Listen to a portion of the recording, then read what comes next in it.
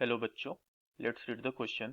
The charge on a proton is plus 1.6 into 10 to power minus 19 coulomb and that on electron is minus 1.6 into 10 to power minus 19 coulomb. Does it mean that the electron has a charge 3.2 into 10 to power minus 19 coulomb less than that the charge of a proton?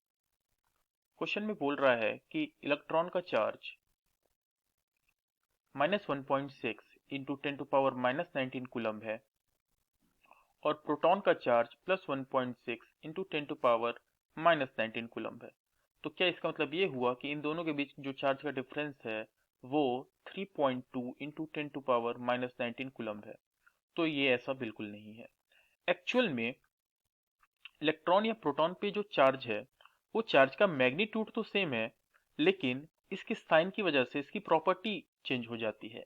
यानी हम कह सकते हैं कि किसी भी body पे positive charge है या निगेटिव चार्ज है, ये इस बात को बताता है कि उस चार्ज की, उस बॉडी की प्रॉपर्टी क्या है, इलेक्ट्रिकल प्रॉपर्टी क्या है।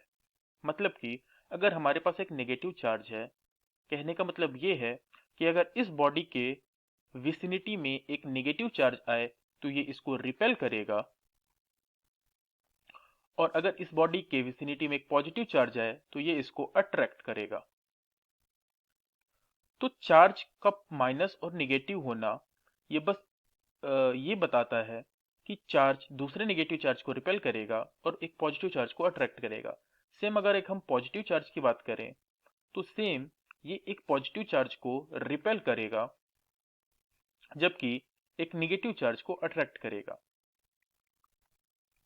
तो प्लस या माइनस होना ये बस उस चार्ज की प्रॉपर्टी को डिफाइन करता है। इसका ये मतलब नहीं हुआ कि चार्ज ऑफ प्रोटॉन और चार्ज ऑफ इलेक्ट्रॉन के बीच में जो डिफरेंस है वो 3.2 into 10 to power minus 19 coulomb का है।